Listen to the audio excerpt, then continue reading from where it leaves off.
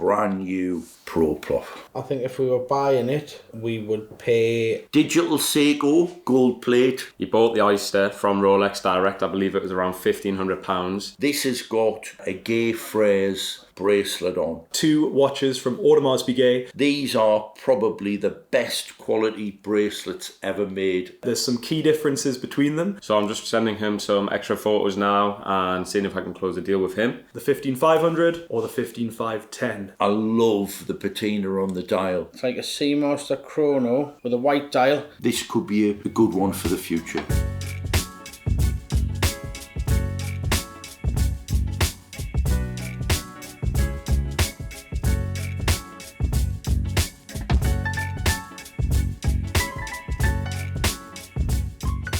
And this watch is a watch that you don't see very often. You'll see it quite often if you're a viewer of Paul Thorpe's, because Paul Thorpe is a massive fan. It's a watch that I've owned. I've had a vintage one. Regret selling that because they're worth a king's ransom. This one, for our avid viewers, they can tell straight away that we are looking at a modern Omega, and it is a brand new Ploprof. So Jack opened the box up this morning. I think we can quite safely say that Jack won't be rocking this watch later on today or any time in the future, because it has got his head puzzling, scratching. The strap looks bigger than the watch. The strap is enormous. I mean, what a bit of kit. Again, if I get something wrong, feel free to contradict me. Please be nice with it. But I'm sure that this is a slightly reduced size from the original one that I had. This is a re-edition. It is unworn, fully stickered. The dealer card is stamped 2018. This is a proper watch collector's. Discontinued this now, isn't it? Discontinued. Brand new. I don't even think that plastic. I can normally tell when the plastic's been peeled off and put back on. That's been on since new, that, isn't it? That's been on since new. Would you rock that? I would. That would be a great watch for me to wear strutting down the beach in Saint-Tropez. I'll rock this one. Or Benidorm. Yeah, so here we go. This is a watch that we've just put online, and we've had a 90-year-old gentleman. He's from Sri Lanka. His name is John, and he's looking for that for his 90th birthday present. So He's been in the UK 66 years. We've had a lovely conversation. He is a fan of mine from YouTube, and he's a fan of little Josh, who unfortunately... I'm sure little Josh will love being called Little Josh. Little Josh with the flick. Okay, so we have a lot more of these. We've had them with a black bezel, orange strap, black strap. Again, a watch that's Marmite. You either love it or you hate it. They always seem to sell the orange, though, don't they? Orange sells straight away. They don't last long. My favourite colour is green. I always like to put green leather straps on my vintage watches. This is something that wasn't as popular when it first came out, but now the orange just sells itself. So popular. But anyway, let's get back to this. It's an unusual lug. It's an unusual size. I mean, if you can imagine, I can get all of my fingers in the strap's huge. I think with a crisp white shirt, white t-shirt, summer, it's just going to look amazing. Not sure what the last retail was. I've seen them advertised for £10,000. This is going to be less. I think this will be marketed under £8,000 or around about. Again, do you think that's a collector's piece for the future in that condition? I think that this is an opportunity for it to be purchased and kept like this, and I think this will be a slow burner, but long after I'm gone, Harry, when you're still in the watch game, when I'm 6 feet under, this might be worth a pretty penny. This could be a good one for the future.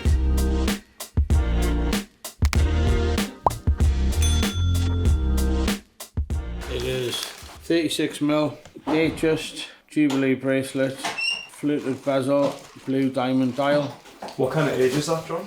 1995. 95. It's got a scratch in the glass, you see. Right, okay. How long ago did you buy it? 2 years ago. You've got a couple of options. Obviously, I'll have to make an allowance for the cost of a new glass, which is probably around £150 because I can't sell it like that. I think if we were buying it, we would pay £4,000 minus the cost of a glass, so 3,850. If you wanted us to sell it for you, I think I could get like £500 more than that. Right. On a consignment basis, I think it'll sell easily. It's a nice watch and it'll be under £5,000, so it'll appeal to people. Usually sell quickly. Right, okay. Right, I'll come back to you on that. Yeah, no problem. Could you give me an ID on this? Yeah. I shall bought this here.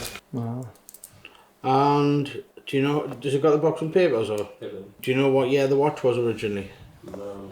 Difficult to say without that. The best thing to do is if you let me take your number and drop me a message if you can let me know how old it is. It's very difficult. Is it old hands or new hands? It's got gold hands, so it's not blue, it's not Mercedes, it's in between. So there's 3 different variations of hands that came on that watch? Yeah. Right. It's had a full Rolex service as well. Right. It's not in bad condition at all, it'll polish up. No, that's great. That's brilliant. It's just, without knowing the year, it's difficult. Rough idea? Let me have a look. John, to summarise that deal there, the gentleman had bought it from a different jeweller, right? Why was your bid where it was compared to what he was expecting, maybe? It may be that he just bought it within the last 18 months when the market was high. I see advertising that watch with no papers and not the original box for like 5,500. Yeah. The watch cost 6,500 Right. and it was probably bought in 2021, something like that. So it's fair enough, it was the market price at the time. I think if I advertise it for 6,500, it'll still be there in 12 months' time. So Yeah, it's about whether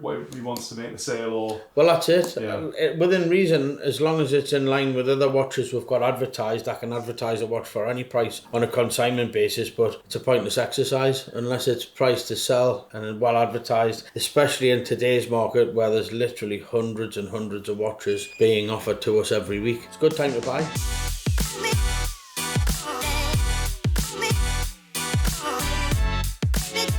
So Harry, just trying to close the deal now with this. So it's a familiar watch. This is the Black Diamond Datejust 41. That was actually featured on last week's episode on the videos. Customer rang the store today, said that he's seen the video, just watched it and is looking to add this to his collection. This will actually be his first proper Rolex and first proper watch, luxury watch. So I'm just sending him some extra photos now and seeing if I can close the deal with him. Hopefully he'll be taking that today. We've also just received back some of our watches from our workshop. So starting off, we have a 41mm Submariner date, black ceramic bezel, stainless steel. This is a 126610LN. I believe this is a 2022 and this will be going online for $12,750. Next up we have something that we haven't had for a little while. This is a steel and rose gold Yachtmaster 40 126621. Steel and rose gold with this slate grey dial, something that I did mention in a video a few weeks ago. I actually prefer this to the chocolate dial. The chocolate dial is obviously usually the more popular dial and the more expensive one. You can pick this up probably £1,500 to £1,000 less than the chocolate, so I think that's a pretty good buy. This will be going online for around $13,950. Next up we have another two-tone. This time it's a steel and yellow gold. This is a Datejust 41 Wimbledon dial. Steel and yellow, fluted bezel, Oyster bracelet. Another watch we mentioned in last week's episode, the Wimbledon dial. This is a new model 126333 and this will be going online for $12,950 and it's a 2021 model, box and papers. And last but not least, another sub, but this time it's a 40mm, so it's the black ceramic 40mm, discontinued. It discontinued in 2020, discontinued, perfect daily, really good value. How much is Very that popular. compared to the new reference? So the price difference is around £2,000, depending on age. Obviously it could go more, could go less for a newer variant. I believe this is a 2019, John, is it? It is, yes. Yeah, 2019, and this will be going on around ballpark around the 11 to 12k mark. Last but not least, we actually purchased this off a client of mine who had a Pepsi Jubilee. He bought the Oyster from Rolex direct. I believe it was around £1,500. He didn't like it somehow when he changed it over, so he did actually sell us that. So we now own a Oyster GMT strap.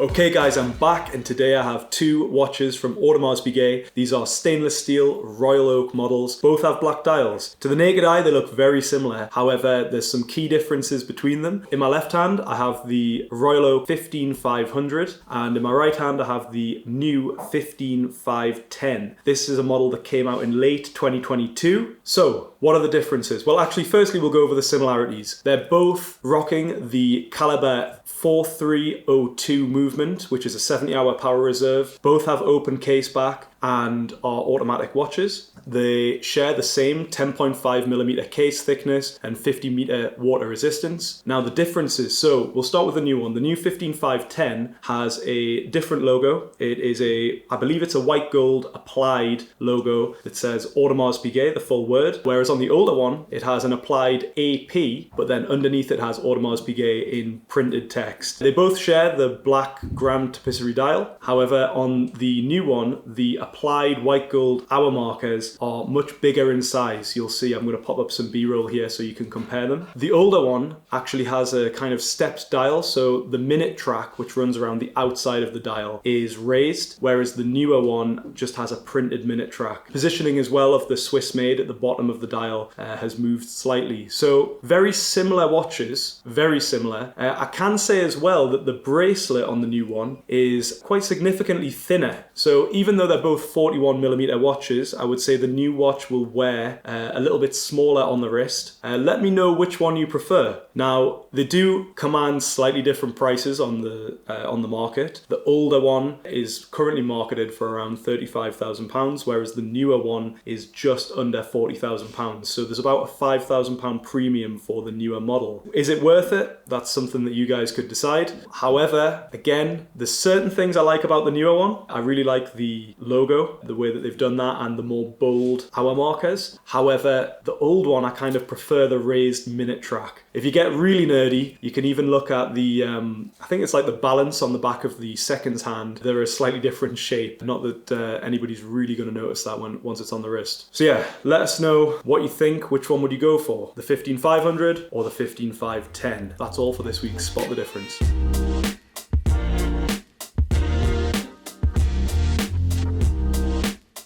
John asked me to do a little bit on this. It's an original Rolex Oyster Perpetual. I love the patina on the dial. Unfortunately, that doesn't get like that by good means. It's either had moisture or water or dirt in. Try to wind the watch, it winds, but it possibly needs a mainspring. The gentleman has asked we would like a Rolex bracelet for this watch. This has got a Gay Frères, which is a French company, bracelet on. They were supplied to Hoyers of this era, so vintage Hoyers. These are probably the best quality bracelets ever made. I'm going to try it on because you know how I like a wrist roll. What era is that bracelet? So the watch is probably late 40s, early 50s. Okay. The bracelet is probably 50s, early 60s. So this has been put on at some point. I'd love to ask the guy, have you inherited these watches? Have you purchased these watches? I'm going to speak to him and say you've probably got the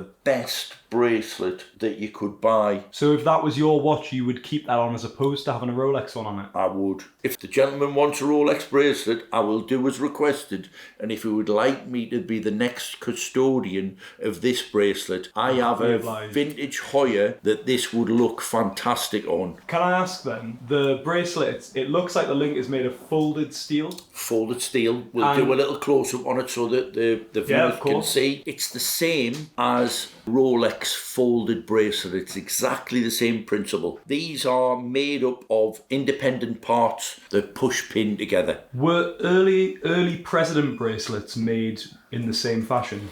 Well, no, not president, but early Oyster, as in the riveted, and then you had folded link. So this is like a folded link. I think the last folded link we had was the 1972 GMT, which was a little bit stretched, but looked fantastic on the wrist. One of the things that I'm going to say, don't know how long this bracelet's been on, it's loose on my wrist, but it's in fantastic condition. I sold a Submariner at Christmas time, and it was for a young girl. Her dad purchased it for her, and unfortunately on the older watches, there's not as many movable links. So on the old 36mm day dates, which is your classic, the old ones you can't take the bracelet down enough to fit a girl, but the workshop will drill a pin out and refinish layers of the edges to make the watch as perfect as possible. It just means that when you come to sell it, it has to be customised again for the next owner.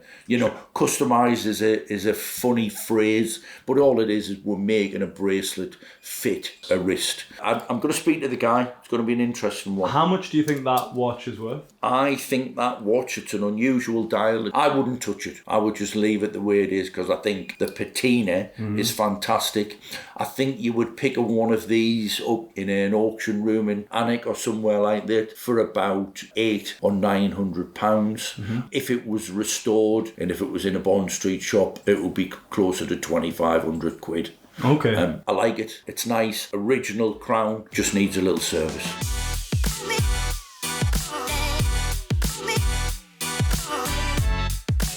Some new arrivals that came this morning. First of all, we have sub non-date 2015, and it'll be a touch under £10,000, so it's good value. If you compare that to a new one, you're probably looking between 12 and 13,000 for the 41mm. Next watch is a green dial Oyster Perpetual 41mm. Again, that's a 21 in unworn condition, and that is now around the 8,500 mark. So it's getting closer to the plain colours like the black, the navy, the silver, and it's good value. Like me and Harry have just been saying, if you look at the brighter colours, The red or the yellow? yeah, I can see that it's a watch that it's got the potential to go up in value because it's green. Usually anything green does very well with Rolex. Sometimes what's not popular at the start ends up being a bit of a sleeper, right? And Well, considering the discontinued, the Tiffany blue, the coral red and the yellow, all it would have to do is discontinue that colour, and I would think that the price will go up straight away overnight. Next we have a Wimbledon dial, Datejust 41, Oyster bracelet, fluted bezel, yellow gold. Again, that's 21 and is around the £13,000 mark. Next Rolex full yellow gold Day 40, 2022. With a white Roman numeral dial, and those were probably 45,000 in the last 12 months. That is around the 36,000 pound mark, which isn't a great deal over list price now. how does that compare to a champagne dial? Is it more or less? The champagne dial's probably similar. If you compare it to an olive day and rose gold, it's around £10,000 cheaper. Wow. I'm a yellow gold fan, so I think that's brand new. It's crisp, unworn. It's very classic It's a looking. lovely watch, and it's a lot less more than list if you compare it to the rose gold dials. There's a 2022 AP Royal Oak with the black dial, 41mm, and again that's brand new, unworn. Those were probably £50,000 in the last 12 months. That one is like £37,000, and it's got the skeleton back. It's just a really nice watch. It's very good value compared to the blue dial, and I think the black dial, as well as the grey dial I suppose, but they're just very clean watches. The good thing about APs, not everybody knows what it is. I think more and more people will recognise them, but not compared to something like that. A few other pieces we've got here, non-Rolex. First one, which is something that I think's really smart, is it's like a Seamaster chrono with a white dial, quite big. It's like 44mm, but again, skeleton it's back. from the Aqua Terra range. Yeah, it is, and I've just had it on there. Although it's a big watch, the case isn't too high, so it wears well. So just try to get that in there. What size case is that, John? I think it's 44mm, maybe 43, 44, but because it's not like square, it's quite it's not a big watch on your wrist. It doesn't feel as big on as, like, for example, a Sky Dweller. That'll be touch under £4,000. Again, Tudor Royal with a black dial. Those are probably a touch over £2,000 list now, and that one will be a touch under £2,000. And that's They're a good watch. They're very good value. And that's a 41mm, like a Datejust. It right? is, yes, and it's a nice watch for the money. Another older Omega piece there, which is it's not the biggest of cases, but it's quite chunky for I think it's a DeVille, Harry. I believe so. It's a DeVille, and the gentleman said it actually has the same movement in as his Speedmaster. Right, okay. So the same. So I think it's sort of mid-90s, but the straps are mint condition. It hasn't been worn. And the watch is nice, I think, for under £2,000. It's a very nice dress watch. I think it's a 38mm. Yeah, it doesn't seem big at all, but they're usually very thin, DeVille, so it's something a bit Still different. got some I haven't never seen a chrono one before, so it's nice, and that's a full set. In fact, they're all full sets. Okay, thanks, Harry.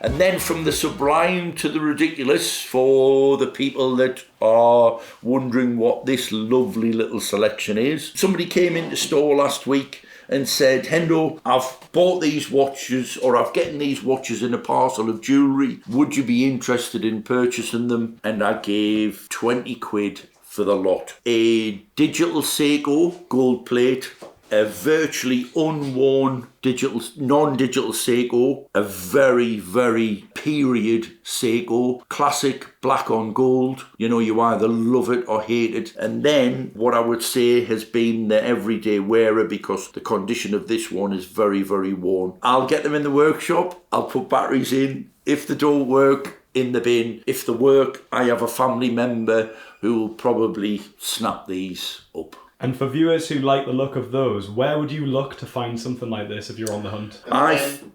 In the In the bin. So there you go, in the bin round the back of the shop. No, these are the type of things that you're going to find in your charity shops. They're all car boot sales. They're all online on eBay.